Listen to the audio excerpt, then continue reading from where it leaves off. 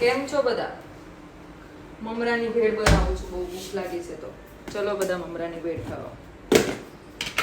આનાથી વધારે તો આપણે કંઈ આવડતું નથી બનાવતા. કોને કોને ખાવી છે મમરાની ભેળ? પછી આવી જ રીતે બનાવવાની ભેળ પર. એટલું સારું તો નથી આવડતું બનાવતા. આ હિંગ છે હો, તમારે ખાવી હોય તો નાખું છું. ઓઇલ, આ મારી બધી કાંદા ટમેટા મરચાં જે હોય ખાઈ જ લેવાનું આપણે. આ અમારી ચટણી છે સ્પેશિયલ. ચમચી ન મળી પણ ચાકુ જરૂર મળી ગયું. એવું જોઈએ. વધારે સારી રીતે ના બનાવે નકર આપણે બ્લોગર બની જાય, ખબર છે? અમારા એકલા માટે છે. હજી લઉં છું. કેમ તો ખાવી? નહીં, ઘરમાં કાતર છે એવો. હોય તો ઓલી બાજુ પડી કાતર. બસ આટલું તો બહુ મારે.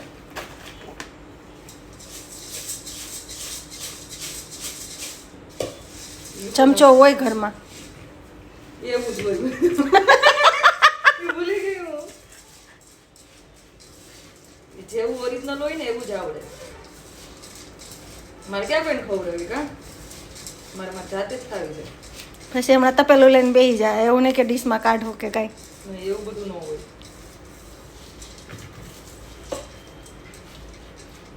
પછી હાથ બળશે મારા જ. ખાઈ ગઈ 2 મિનિટમાં મારી ભેળ રેડી. આટલી સ્પીડમાં તો મમરાઈ નહીં બનતા હશે કે? હા, મેગી ની ને રોટલાઈ ની. જો મારી ભેળ. ભલે હાથ ખરાબ થઈ ગયા મારા, જોકે હાથ મેં ધોયા જ હતા.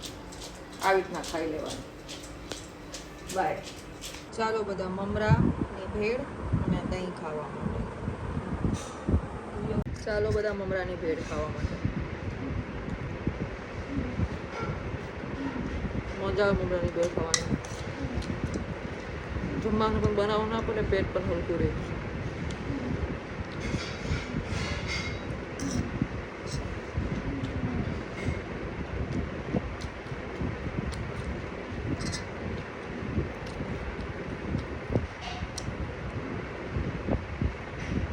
સાથે દહીં ખાવાનું.